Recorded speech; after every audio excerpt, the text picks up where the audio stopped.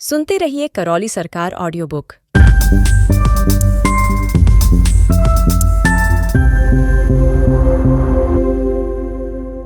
दोस्तों, गुरुदेव द्वारा लिखित समय से समाधि तक इस दिव्य पुस्तक को सुनकर आप सभी ने स्वयं का तो परम कल्याण कर ही लिया है। अब आप इस ऑडियो बुक को उन सभी लोगों तक पहुंचाइए जो बाबा के भक्त हैं और आध्यात्मिक में गहरी रुचि रखते हैं। चलो पुस्तक की अगली कड़ी की ओर चलते हुए सुनते हैं। जीवन में जागना बहुत जरूरी है, लेकिन क्यों? पहले जानिए तो क्यों जागृत होना है। ऐसे ही मौज आ रही है तो फिर जागृत होने के चक्कर में पड़ना ही क्यों है? पहले इस प्रश्न का उत्तर सही से समझ लिया जाए, अन्यथा देखा देखी किसी दूसरे के प्रयासों, प्रभावों या प्रेरणा से या फिर सांसारिक कष्टों दुखों से परेशान होकर कई लोग साधना मार्ग पर चल पड़ते हैं, पलायन करके जागृत होने निकल पड़ते हैं।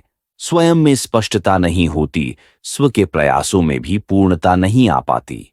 उन्हें अतिशीघ्र ही लक्ष्य दूर जाता दिखाई देता है और धीरे धीरे थकावट महसूस होने लगती है, जो कई तरह की दूसरी समस्याएं खड़ी कर देता है। ऐसे में व्यक्ति स्वयं को और अधिक गहरे में फंसा लेता है। फिर वही व्यक्ति कभी स्वयं पर, कभी गुरु पर, कभी परंपरा पर संदेह करता है, क्रोध करता है। कई लोग घृणा भी करने लगते हैं तो कई लोग अवसाद में चले जाते हैं। इसीलिए पहले यह समझ लिया जाए कि हम अभी कहां खड़े हैं। जब अपनी सही स्थिति पता होगी, उसके बाद यह सही से तय हो पाता है कि आपको कहां से गति करनी है, किस दिशा में करनी है, कहां पहुंचना है। हरिहर। अब समझ की यात्रा पर चलिए। जो लोग पशुवत नहीं जीना चाहते हैं, उन्हीं के लिए यह प्रस्ताव है, अन्यथा ध्यान में भी भटके ही रहेंगे। चाहे तो प्रयोग करके देख लें। मूलाधार पर जिस धारणा से ध्यान करेंगे वही इच्छा जागेगी, काम या भोग की। आप बैठकर केवल स्त्री चिंतन करने लगेंगे तो वीर्यस्खलन तक हो सकता है। यही उदाहरण है कि ध्यान तो लगा है, लेकिन काम पर। इसी से ध्यान की शक्ति का भी पता चलता है।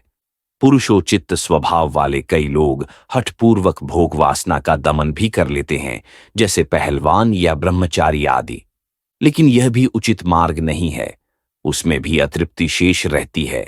इसीलिए ध्यान करने की नहीं, होशपूर्वक ध्यान देने की बात हो रही है। मूलाधार चक्र, स्थूल शरीर से ही सही ध्यान देना होगा, समझना होगा।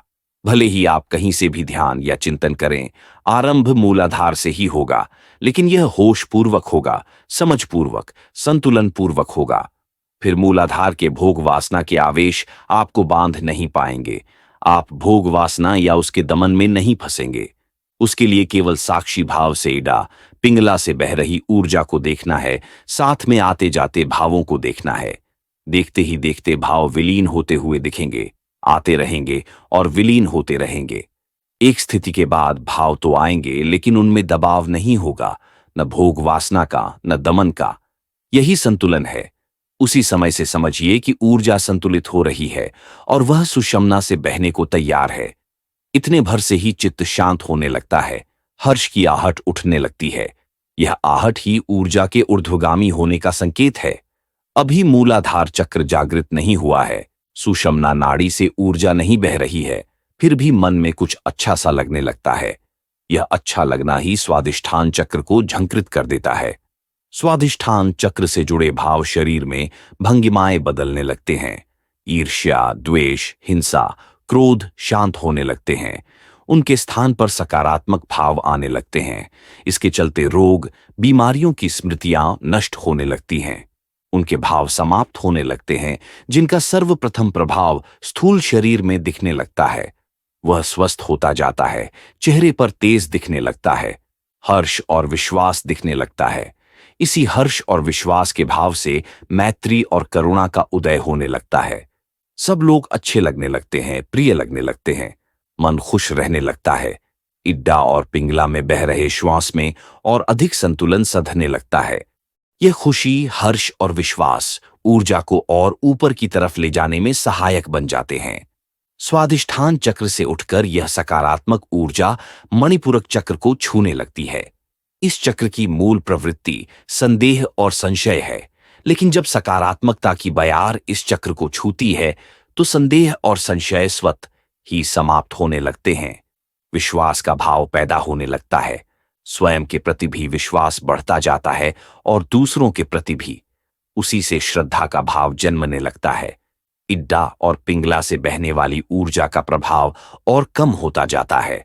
इस कारण सर्वप्रथम तो स्वयं में मची उथल पुथल शांत होती है, फिर बाहर की व्यक्ति स्व की तरफ लौटने लगता है। स्वयं के साथ जीने में सुख मिलने लगता है और दूसरों के साथ जीने में भी। यहां तक कि यात्रा ठीक चलने का आशय यही है कि अब कुछ बहुत अच्छा प्राप्त होने जा रहा है। अच्छा प्राप्त होने की यही कामना रूपी ऊर्जा मणिपूरक चक्र से ऊपर उठकर अनाहत चक्र पर दस्तक देती है। वह मनस शरीर को सकारात्मकता से भर देती है। मनस शरीर ही सांसारिक कार्यों का सबसे प्रभावी शरीर है। सकारात्मक भावों के साथ सपने और कल्पनाएं आरंभ होती हैं। वे नए अध्याय रचती हैं, नए सृजन कराती हैं। जिस क्षेत्र में भी जिस व्यक्ति की रुचि होती है, उसी क्षेत्र में उससे उच्चता के स्तर तक की सकारात्मक कल्पनाएं कराती है, जिनके फलस्वरूप व्यक्ति के आगे बढ़ने के मार्ग प्रशस्त होते हैं। कुछ नया करने का हौसला आता है और वह सब बिना किसी दुर्भावना, भेद, संदेह, संशय के होता है। लेखक, साहित्यकार, गीतकार, संगीतकार, चित्रकार, वैद्य, वैज्ञानिक, कारीगर इसी श्रेणी में आते हैं। और ये लोग यदि इससे आगे बढ़ते हैं तो और भी नए रास्ते खुलते हैं, क्योंकि फिर कल्पनाएं दृष्टि में बदलने लगती हैं। वे जहां भी ध्यान लगाते हैं वहां आर पार दिखने लगता है। वैद्य शरीर की आंतरिक रचना के दर्शन कर लेते हैं, वैज्ञानिक आकाश और ब्रह्मांड में विचरण कर आते हैं। इस चक्र पर ध्यान बनाए रखने से यह दृष्टि बढ़ती जाती है, पैनी होती जाती है, तो तत्वों के आर पार दिखना आरंभ हो जाता है। धारणाएं सिद्ध होने के रूप में दिख जाती है। अनाहत चक्र में जब ऊर्जा का रूपांतरण हो जाता है तो स्वप्न भी सत्य के ही आएंगे, यानी स्वप्न में भी जागा हुआ है, सोया नहीं है। इसमें यथार्थ घटित होता है, उसका संकल्प व वचन सिद्ध हो जाता है, पूर्ण हो जाता है। इन्हें सिद्धि प्राप्त होना कहते हैं। ऐसी दृष्टि वालों को ही दूरदर्शी या संत कहा जाने लगता है। यह अनाहत चक्र मनस शरीर पर ध्यान देने, उसके झंकृत होने के कारण ही होता है। मनस शरीर का इस स्थिति में पहुंचना ही सांसारिक क्रियाकलापों की पूर्णता है। इसके बाद भौतिक रूप से कुछ पाने के लिए शेष नहीं बचता, इसलिए इच्छा भी नहीं रहती। उससे आगे का जीवन केवल मानवता के लिए, मानवीय मूल्यों के लिए, संबंधों के निर्वाह के लिए ही शेष बचता है। यहां तक पहुंच चुके व्यक्ति के सांसारिक संघर्ष समाप्त हो चुके होते हैं। अब यह उसके ठहरने का स्थान है। भौतिकता को तिलांजलि देकर बहुत सारे विद्वान, मनीषी यहीं आकर ठहर जाते हैं।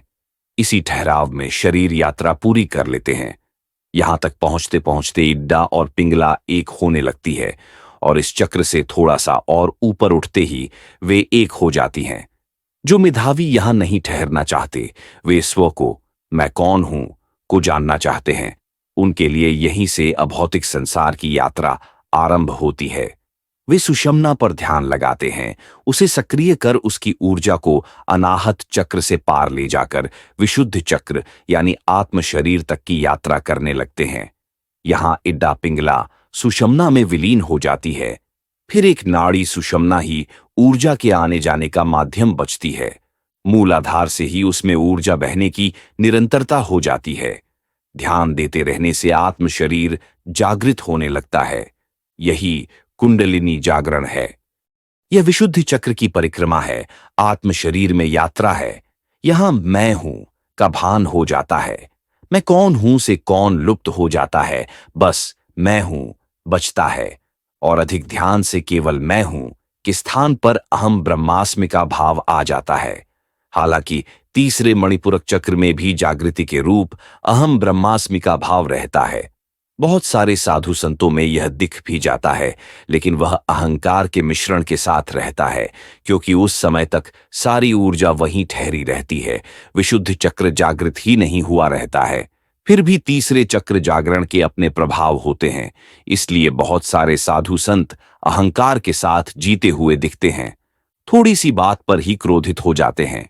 मुझे प्रणाम क्यों नहीं किया, पैर कैसे नहीं छुए, आदि बातों पर भी वे क्रोधित हो जाते हैं, क्योंकि वे भी स्वयं को अहम ब्रह्मास्मि मान ही लेते हैं, जबकि यह केवल भाव रूप में माना ही हुआ होता है, अभी मिला नहीं है।